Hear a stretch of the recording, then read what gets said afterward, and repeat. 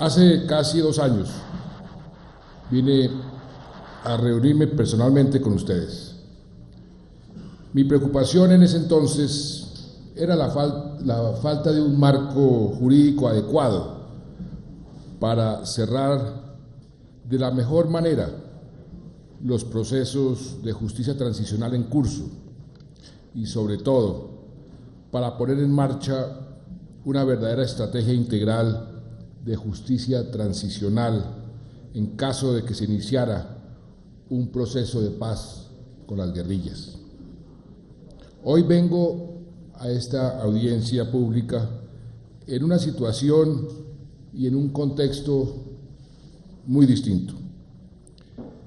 En primer lugar, luego de mucho estudio y un trabajo riguroso, impulsamos junto con el Congreso de la República el llamado Marco Jurídico para la Paz, que es lo que nos convoca el día de hoy.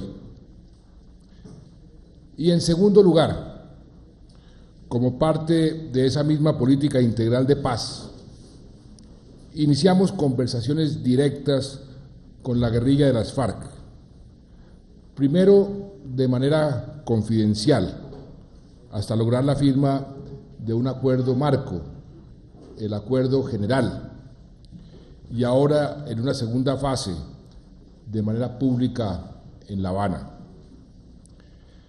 Permítanme, señores magistrados, comenzar con este segundo punto, porque es el principal mensaje que les traigo a ustedes hoy. Estamos ante una posibilidad real, a mi juicio, la mejor de nuestra historia, de poner fin al conflicto armado interno. Estamos entonces ante un momento de decisiones,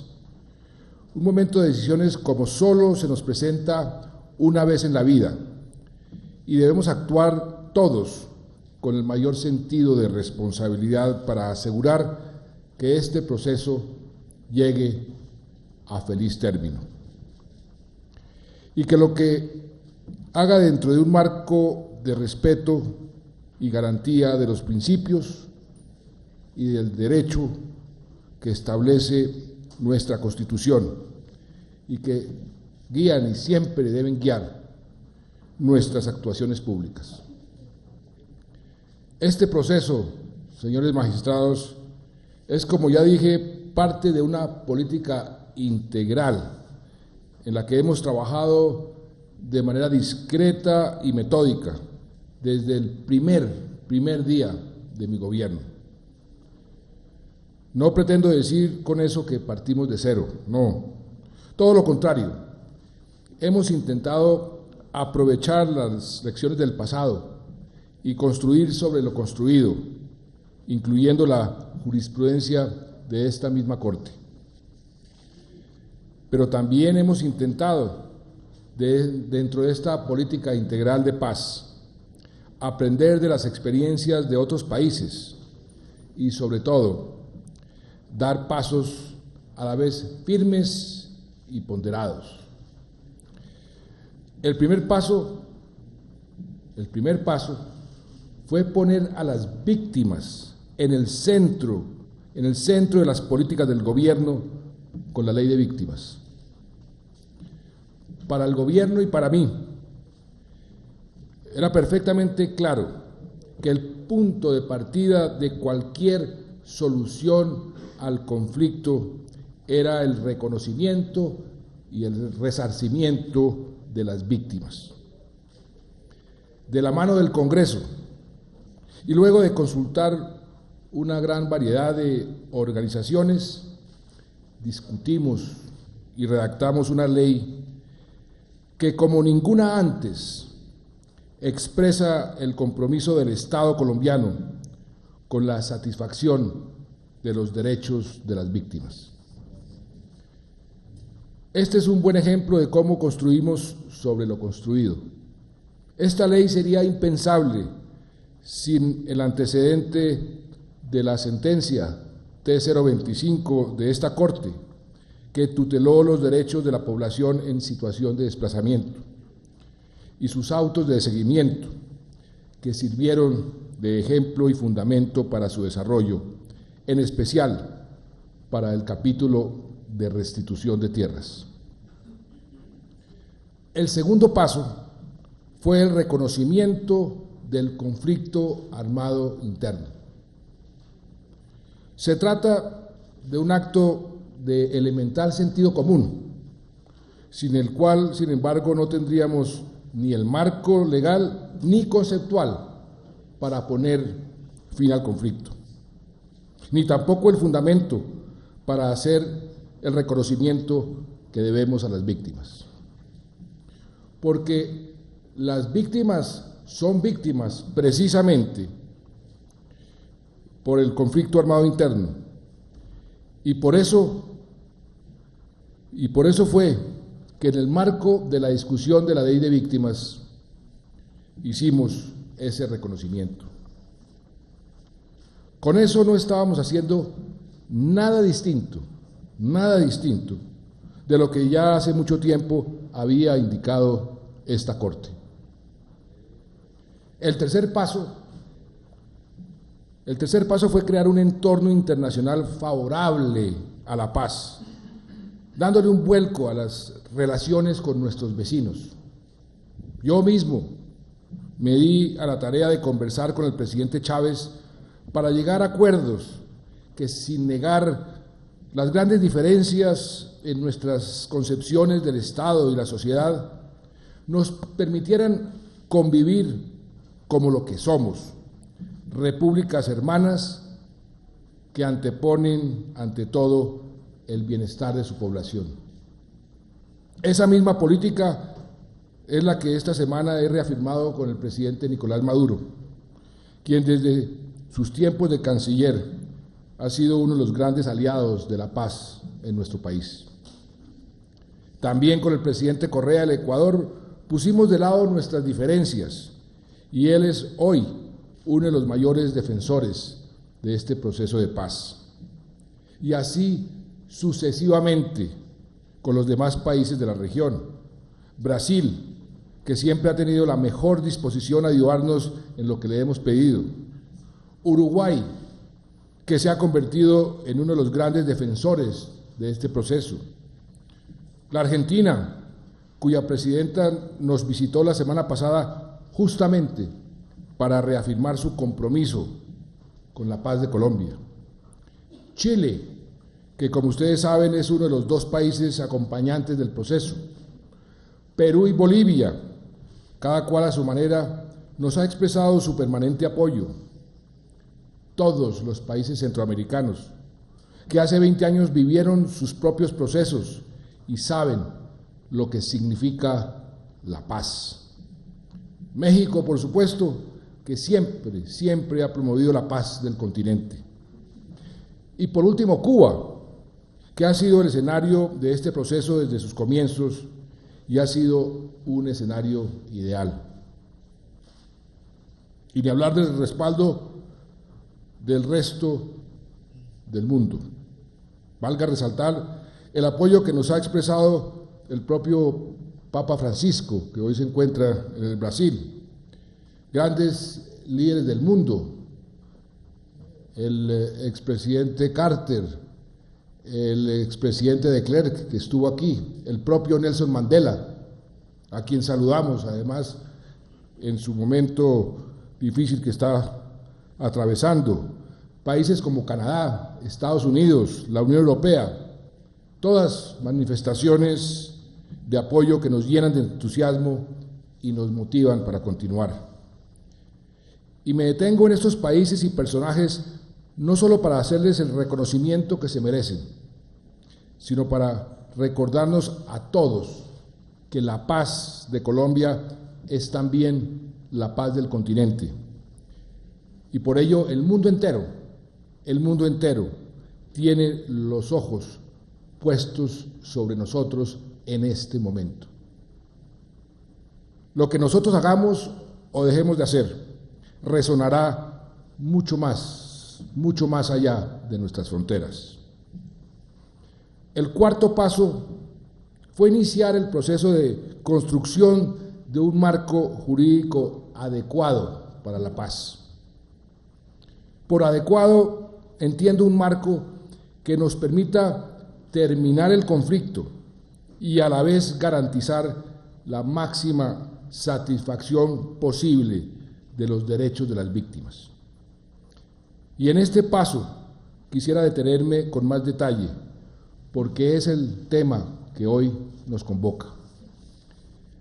La construcción de este marco comenzó con una reflexión en la Presidencia de la República sobre nuestras obligaciones nacionales e internacionales. No es lo mismo hacer la paz en 1990 que en el año 2013. Desde entonces nos dimos cuenta de que cualquier proceso serio, transparente y eficaz de justicia transicional que enmarque la desmovilización y reincorporación de las guerrillas y garantice a la vez la satisfacción de los derechos de las víctimas, tendría obstáculos jurídicos insalvables si no nos dábamos a la tarea de crear un espacio constitucional adecuado. Simultáneamente, el Congreso de la República avanzaba en su propia reflexión. La Comisión de Paz del Senado, impulsada con gran vigor por el senador Roy Barreras, elaboró un diagnóstico sobre la situación de los instrumentos jurídicos de paz, sobre la base del análisis de las propuestas que presentaron las principales organizaciones de paz y de derechos humanos de la sociedad civil en 4 meses de trabajo. Si algo ha distinguido la construcción de este marco, es que ha sido un proceso participativo. Todos estos esfuerzos confluyeron en el proyecto de acto legislativo, que también fue ampliamente discutido por la sociedad en 3 audiencias públicas y que hoy nuevamente es objeto de discusión. No exagero al señalar que este es el proceso de constitucionalidad más importante de la década. Estamos construyendo de manera abierta, transparente y deliberativa nuestro modelo de justicia transicional. Decidir cómo vamos a hacer frente a los efectos de 50 años de conflicto nos convoca a todos y demanda la colaboración armónica entre los poderes públicos. Y por eso celebro que la Corte Constitucional haya decidido convocar esta audiencia pública. Como ya dije, la construcción de un marco jurídico adecuado es un pilar fundamental de una política de paz integral. No pocos países con conflictos internos han fracasado en sus intentos de paz por no haber trabajado de antemano y con rigor en las condiciones jurídicas de la paz. Con mucha más razón lo debemos hacer nosotros, que hemos vivido un conflicto tan prolongado. No podemos pretender poner fin a una guerra de 50 años sin antes pensar en cómo vamos a hacer frente al legado de las graves violaciones a los derechos humanos e infracciones al DIH. Por esa razón, mucho antes de sentarnos a hablar con las FARC, iniciamos la discusión y con el Congreso impulsamos el proyecto de acto legislativo, porque estábamos convencidos de que lo más sano para la democracia y la justicia era discutir los términos del modelo de justicia transicional sin la presión de una inminente desmovilización de los grupos guerrilleros. ¿En qué consiste el llamado marco jurídico para la paz? La idea central es muy sencilla. Se trata de establecer un marco constitucional que nos permita poner en marcha una estrategia integral de justicia transicional que garantice la satisfacción de los derechos de las víctimas y el logro de la transición hacia la paz. De eso se trata. La palabra clave aquí es integral. A través de este acto legislativo, el constituyente llevó a nuestra Carta un marco general que traza los límites y obligaciones fundamentales de cualquier estrategia de justicia transicional, incorporando un catálogo de medidas de carácter judicial y extrajudicial. Los derechos de las víctimas a la verdad, a la justicia, a la reparación, que consignamos en la Ley de Víctimas y luego con el marco elevamos a rango constitucional, no se satisfacen adecuadamente si se tratan de manera independiente. Esa es una de las grandes lecciones que tenemos que aprender de nuestra propia experiencia. Y tampoco se satisfacen adecuadamente, a pesar de los grandes esfuerzos que estamos haciendo, si el conflicto continúa.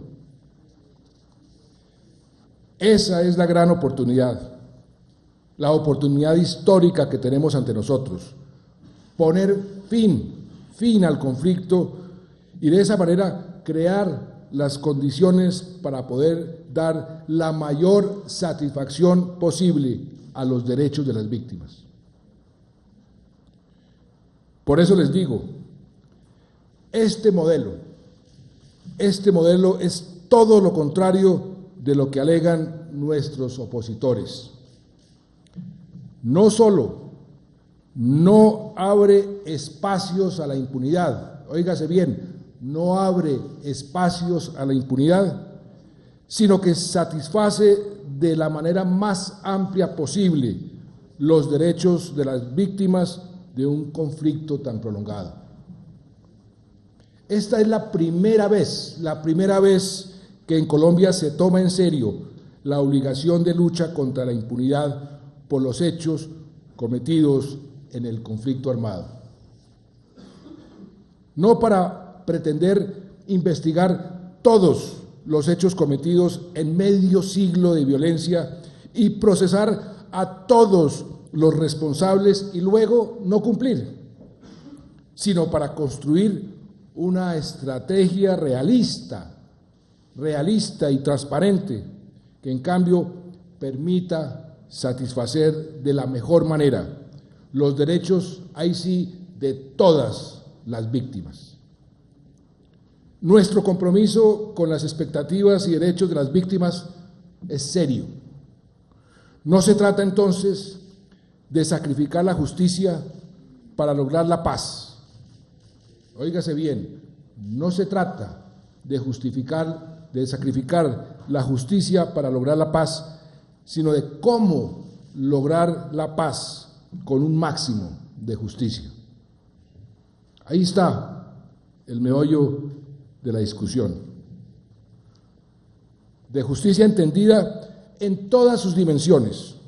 Cómo establecer responsabilidades por los crímenes más graves. Cómo conocer la verdad sobre lo sucedido. Cómo reparar a todas las víctimas del conflicto y sobre todo, cómo asegurar que no vuelva a haber víctimas, que es lo que son las garantías de no repetición. Cuando hablo de las víctimas, me refiero a las víctimas de todos, incluyendo, por supuesto, a las víctimas de agentes del Estado. Por eso, como presidente, me di a la tarea de promover su inclusión en la Ley de Víctimas, para asegurar su reparación. Por eso también, desde cuando impulsamos el marco jurídico para la paz, dejamos claro que los agentes del Estado que hayan violado la ley en cumplimiento de sus funciones deben participar en los mecanismos de justicia transicional. Y quiero aprovechar esta oportunidad para hacer un reconocimiento. No es esta la primera vez que lo hago, ni tampoco será la última. Ayer recibí el informe final del Grupo de Memoria Histórica, que se creó hace 6 años. El informe no es y no podría ser la última palabra sobre el conflicto armado en Colombia. Es más bien un primer paso hacia un verdadero ejercicio de esclarecimiento del pasado que tendrá que ser ampliado y profundizado si llegamos al fin del conflicto. Pero es un paso muy valioso porque nos da muchas pistas para entender lo ocurrido. Así las pistas sean necesariamente parciales, precisamente porque el conflicto no ha terminado y las guerrillas aún no han dejado las armas. El informe también contiene recomendaciones.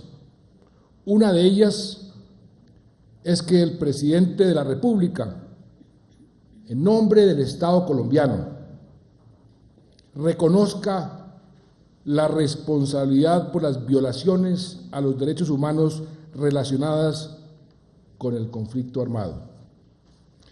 Ese es el reconocimiento que hoy, ante los guardianes de nuestra Constitución, quiero hacer en este momento. El Estado colombiano ha sido responsable, en algunos casos por omisión, en otros casos por acción directa de algunos agentes del Estado, de graves violaciones a los derechos humanos e infracciones al DIH ocurridas a lo largo de estos 50 años del conflicto armado interno. Nuestro compromiso como gobierno y mi compromiso como presidente de la República es que este reconocimiento sea también un primer paso para que hacia adelante los agentes del Estado que hayan cometido graves violaciones a los derechos humanos e infracciones al DIH reconozcan su responsabilidad y puedan participar en los mecanismos de justicia transicional. Nuestra función como agentes del Estado es garantizar y proteger los derechos de todos los ciudadanos. Por esa razón, tanto mayor es nuestra responsabilidad. Y si vamos verdaderamente hacia el fin del conflicto, los miembros de las FARC y del ELN y los desmovilizados de las autodefensas, responsables de violaciones a los derechos humanos e infracciones al DIH, deberán también asumir su propia responsabilidad. Eso es fundamental. Y quiero terminar esta intervención volviendo a los orígenes de la Constitución del 91. Como todos sabemos, y como esta misma Corte lo ha dicho en repetidas ocasiones, los constituyentes en 1991 entendieron la Constitución como un pacto de paz. Esa es nuestra tragedia, que a pesar de haber construido una de las constituciones más avanzadas del mundo, no pudimos cumplir con su propósito fundamental, que es el de la paz, porque el conflicto continuó. Y esa imposibilidad de mantener la paz ha limitado nuestra capacidad para garantizar plenamente otros derechos, sobre todo en las regiones más apartadas del país. Hoy, señores magistrados, estamos ante la posibilidad de hacer, por fin, realidad ese anhelo de paz y de esa manera poder, finalmente, proteger como corresponde los derechos de todos los colombianos y de las víctimas en particular. Ese es el tamaño de nuestra responsabilidad y del asunto que hoy nos convoca. Como jefe de Estado, asumo hoy ante ustedes la responsabilidad que me corresponde para el buen desarrollo de este marco jurídico para la paz, para que como consecuencia de este proceso de paz y de la aplicación de una estrategia integral de justicia transicional, tengamos un Estado de Derecho más fuerte, para que nuestra democracia sea más vigorosa y sobre todo para que logremos una verdadera reconciliación entre los colombianos, una reconciliación que se basa en primer lugar en el respeto y la satisfacción de sus derechos. No tenemos ninguna garantías de éxito y si fracasamos, tengan la seguridad de que haré uso de todos los instrumentos del Estado de Derecho para satisfacer esas necesidades y para proteger los derechos de los colombianos. Vamos para adelante con o sin las FARC, con o sin el ELN. Pero cuánto mejor sería poner fin al conflicto mediante un acuerdo que tenemos que entender ante todo como una oportunidad que depende también de que establezcamos un marco jurídico adecuado, que es precisamente el marco jurídico para la paz. Una oportunidad para hacer unas transformaciones que integren finalmente a este país tan fragmentado por su geografía, por su historia y por el dolor, tanto dolor que ha causado este conflicto. Y una oportunidad para que los gobiernos en adelante se puedan dedicar con mucha más eficiencia y eficacia a cumplir con su mandato principal, hacer realidad los derechos consagrados en nuestra Constitución, en esa Constitución que ustedes están obligados a defender. Muchas gracias.